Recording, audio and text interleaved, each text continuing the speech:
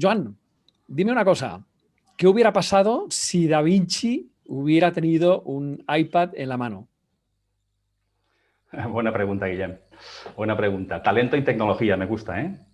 Pues yo diría que lo hubiera mejorado. Lo hubiera mejorado. Y yo tengo otra pregunta para todos. Y mi pregunta es, ¿qué edad tendríamos si no supiéramos la edad que tenemos? Yo creo que nuestra edad limita demasiadas veces nuestras oportunidades de futuro. Los años que hemos vivido y lo poco o mucho que hemos aprendido en el camino, los años que otras personas validan como adecuados para que seamos tenidos en cuenta, cuando el talento y nuestra capacidad de aportar valor, que yo sepa, no figura en ningún documento de identidad. Si exploramos en la historia, podemos encontrar muchos casos de los que aprender sobre talento y potencial humano. Por ejemplo, el caso de Hipatia de Alejandría. Hipatia, que es la primera mujer reconocida como de ciencia de la historia, vivió hace 1600 años y era una niña que jugaba con números. Una niña que acabó brillando como matemática, astrónoma, inventora, filósofa, en un mundo que estaba dominado por los hombres. Otro buen ejemplo sería el de Giuseppe Verdi, el genial compositor lírico italiano. Verdi nació en el seno de una familia rural de escasos recursos, pero a pesar de ello tuvo acceso desde los 7 años a formación musical, gracias al apoyo de sus padres y también la ayuda de algún mecenas. Sin embargo, no pudo acceder al Conservatorio de Milán porque era demasiado mayor. Tenía 16 años y la edad máxima estaba en 14 años. Y además su técnica decían que era poco ortodoxa. Parece ser que la posición de sus manos sobre el piano, sobre el teclado, pues no era la más correcta. El conservatorio se llama desde principios de este siglo Giuseppe Verdi. Ya sabéis que reconocer el talento cuando ha triunfado pues es mucho más fácil, ¿no? Por cierto, la obra más conocida, o una de las más conocidas de Verdi, Otelo, se estrenó cuando él tenía 74 años. Otro buen ejemplo sería el de Thomas Edison, el famoso inventor y empresario americano. El pequeño Thomas fue poco tiempo a la escuela formal. Estaba quejado de una sordera parcial en un oído por una enfermedad que tuvo de pequeño que le hacía tener una falta de atención aparente.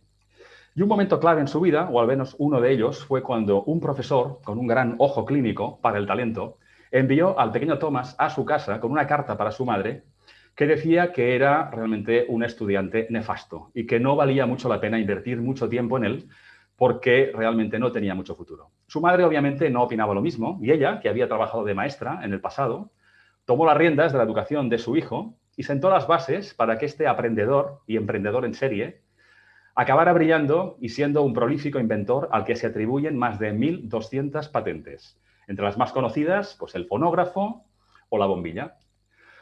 Como ellos, muchas otras personas durante la historia han desarrollado sus capacidades y hecho grandes aportaciones, la mayoría de ellas personas desconocidas, anónimas, cuando al principio de sus carreras su talento no era nada evidente para una inmensa mayoría. ¿Qué tenían en común estas personas? ¿Cómo son?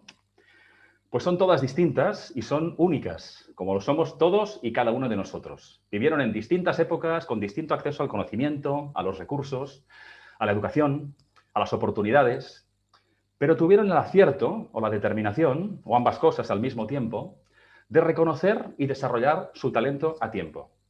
Y además tuvieron la suerte de cruzarse con otras personas que supieron verles no como eran, sino como podían llegar a ser.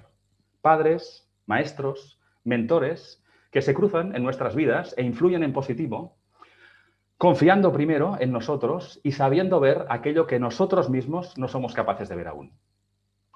Vivimos ahora en un mundo complejo y cambiante, probablemente más complejo que nunca. Por un lado, no hemos sido capaces de anticipar y protegernos de una pandemia global cuando tenemos más acceso a la tecnología y al conocimiento que nunca en la historia. Pero quizá el conocimiento que nos sigue faltando es el que tiene que ver con nosotros mismos, con nuestra capacidad de entender a tiempo de qué estamos hechos y qué somos capaces de aportar, tengamos la edad que tengamos.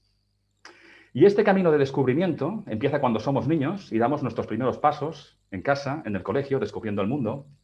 Continúa cuando como adolescentes y como jóvenes nos preparamos para un futuro probablemente muy distinto al de nuestros padres. Y continúa durante toda nuestra vida cuando ya como adultos tomamos decisiones, o no las tomamos, formativas o profesionales, que conectan más con nuestra esencia y con nuestra capacidad de aportar valor que con la búsqueda y la protección de un trabajo seguro. Vivimos ahora un momento único en la historia. Único porque es el nuestro, el que nos ha tocado vivir. Único también porque tenemos retos globales complejos que van a necesitar del talento de todos para ser resueltos. Y hace falta, más que nunca, que tengamos miradas abiertas. Necesitamos sumar miradas diversas, la diversidad es riqueza, y sumar capacidades y talentos distintos que están en todas las generaciones. Los más jóvenes quizá aportarán más inconformismo, ideas frescas, menos miedo, menos lastres, y los no tan jóvenes, pues más experiencia, que en el fondo es vivencia procesada, quizá una visión más global, sentido práctico, no sé, quizá más acceso a los recursos. Y a esta suma de talento habrá que combinarla también con la tecnología, porque tenemos problemas complejos que resolver, parte de los cuales hemos creado nosotros mismos. Y en esta suma de inteligencias, las personas y nuestro talento somos los que siempre tenemos que marcar la diferencia, porque la suma del talento diverso y de la tecnología al servicio de las personas es la combinación ganadora del futuro. Por tanto, desde aquí, desde esta mirada de protagonista y de oportunidad, yo os invito a reflexionar, pero no solamente hoy, sino a menudo durante vuestras vidas.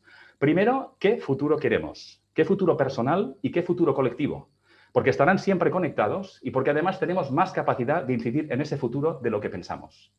Y después también, ¿qué tenemos que hacer mejor, que hacer distinto y especialmente, qué tenemos que dejar de hacer para ser cada vez más capaces de reconocer el potencial y el talento, el propio y el de otras personas, los que serán los protagonistas del siglo XXI?